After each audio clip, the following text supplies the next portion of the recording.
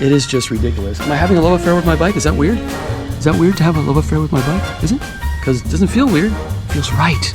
It feels right. Hey everyone, Bobo on a bike here. I am at Biggs Harley-Davidson in San Marcos, California, and I came here because I had a problem with my #1 bike. Now you guys have all seen the Road Glide that I bought and the Sturgis trip that I took, but you've never seen the bike that started it all for me back in 2005, and I still have it, and it's still pretty original, sort of. Anyway, more in a minute.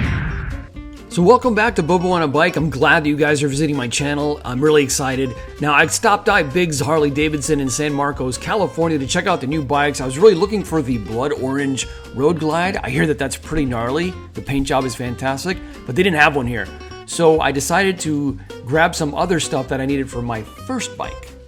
But I looked around. Blood orange in person yet, but if I was gonna buy a new Road Glide, I would buy this one. Oh, it's a frickin' Street Glide. Now you know why I call myself Bobo on a bike. I'm just kind of an idiot. But I have been riding for a long time, and I'm here at Biggs Harley-Davidson in San Marcos, California, because I want to show you guys something. I came in because I had trouble with my first bike. And a lot of people were asking me, what bike was your first bike?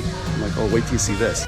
But first, a little history lesson. Back in the 2000s, way back when dinosaurs roamed the earth, I was living in New York City. And while I enjoyed the city and everything it had to offer, except for the crime, the trash, the rats, and the homelessness, I didn't really enjoy winter. So I decided something had to change. I've got to get out of this city! So I packed my bags and headed to Tampa.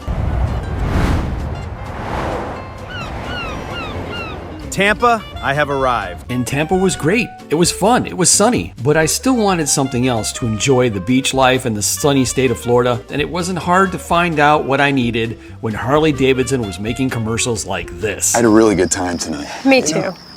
Yeah. Bye. Okay. Yep. It's getting really late.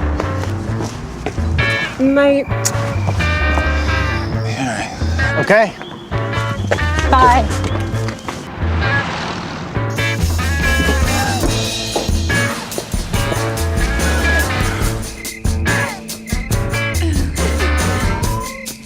It's different when you got a Harley-Davidson.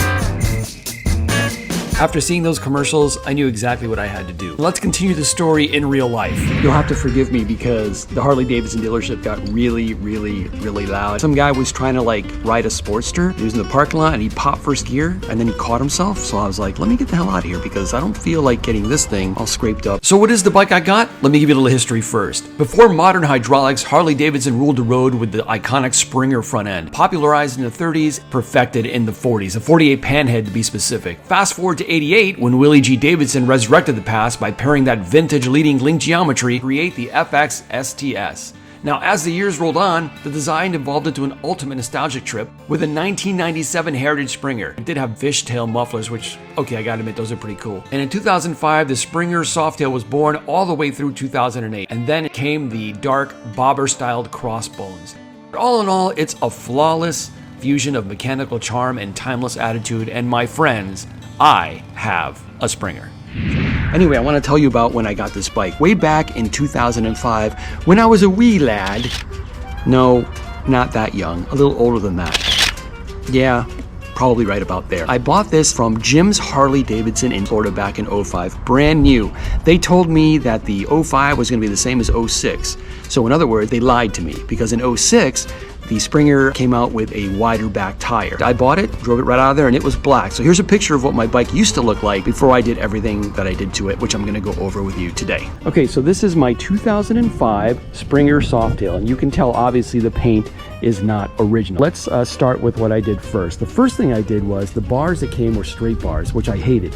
So I ended up putting these risers on it and getting mini apes, and they are actually perfect. They are a little less than shoulder length for me because I have a high torso. Next thing I did was swap out the cover and get some pegs that had the old skull. Now I know what you're thinking. Skulls? It was a thing back in 05. Trust me, everybody had it. Didn't like the black, so I decided to go for a custom paint job. Obviously I wanted the American flag on one side. We did add a lot of chrome. You can see the chrome cover here, chrome inserts here, chrome cover, and also the side-mounted license plate and the Kuryakin license plate with also the brake lights mounted in there as well. I got rid of the stock seat and I put on a Mustang seat. This seat worked really well for a very long time, but now I'm old, so I'm gonna find a new seat. That's probably gonna be coming up on the channel soon. I am Cuban American, so we did the Cuban flag on that side. Of course, we did the covers and everything, cover chrome, chrome, chrome. And you can see on one side, it's the Cuban flag. And then on the other side, it's the American flag. It's this button right here. And when I click it up like that, let's go around the side, and it is my Kirakin air cleaner cover. You can see that. Now I can make it change colors, make it flash. I can change the colors. See, blue, orange, green, red. Bought it with 0 miles on it. It now has about 17,000 miles on the ticker. I just think the front end is the sexiest front end. Let me know in the comments if you like the Springer front end. So what I did here was, I had a ducktail fender, and I'll show it here on the picture on the screen. You can see the ducktail fender that comes standard. I swapped it out with a Fat Boy fender. What I did is I just welded the hole that's there for the plate and stuff, so I just welded all that up and painted it. So one thing I really like about this Springer is something that Harley-Davidson got away from, and I cannot stand the fact that they got away from it. And those of you that have been riding Harleys for a long time, let me know if you agree with me. But this right here, the big ass kickstand. I like the spring-loaded kickstand, not those Jiffy stands that they have now. I don't understand the Jiffy stands. Bike always looks like it's gonna fall over. This thing right here is perfect.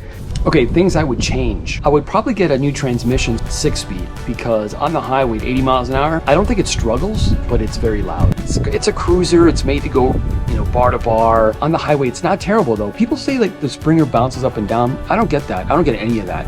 What I do have a problem with is also this. It's a narrow tire. So in California, they have grooves in the road, and this tire likes to follow those grooves. I wish I also had a wider back tire, and I think they came later on with 180s on them. So my wife keeps asking me, when are you gonna sell it? I said, don't worry, hon, I'm gonna sell it.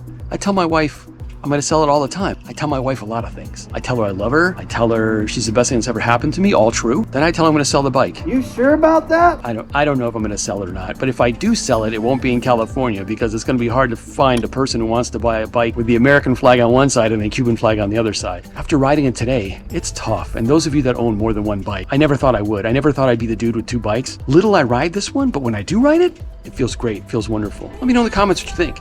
And tell me what you think it's worth, because it's pretty original. I've never had any trouble with it. Always serviced at Harley-Davidson. What do you think this bike is worth? So this is my baby. This is the one that started it all. This thing sat for 6 years in Virginia in a garage when I was in Okinawa. And now that I'm back, I want to start riding it again. As far as long hauls, I'll always pick the Road Glide. But this one, those of you who have bought your first bike and you kept it and you have a second bike, the first one's always the one. It's my favorite bike. Look at this sexy front end. It is just ridiculous. Am I having a love affair with my bike? Is that weird? Is that weird to have a love affair with my bike? Is it? Because it doesn't feel weird. It feels right. It feels right. For those 25 of you that have subscribed to my channel, thank you so much for doing that. I really do appreciate it. Every little bit helps. By the way, I'm going back to Sturgis. I booked everything and I'm gonna take the Road Glide. I've actually already added a few things to that bike, and that'll be the next video where I can show you some of the upgrades that I did to the Road Glide and one that I'm thinking about doing. And here's where you guys can help me. I need a new seat. Drop in the comments what type of seat you think I should get. I hope you enjoyed me showing you some of my love for my Springer. My 2005 Harley Springer. I love this bike. There is nothing like it. It's simple, it's never let me down. I don't even want to talk too good about it because I'm afraid that I'll jinx it. But so far, this bike has been pretty solid and bulletproof from 2005 until 2026. So thanks all for watching. Bobo out. As always, I'm recommending a channel that you should check out, a channel that doesn't have too many subscribers. This guy's on the higher count, Spite's Corner. He gives great reviews on bikes, great advice on what to do if you're buying a new bike, and also does a lot of road tests. He also has a lot of industry insights for Harley-Davidson, what's going on, what's not going on, what they're doing right and what they're doing wrong. All opinionated, but I like his channel. So give him a subscription, give him a follow, and we'll see you on the next one.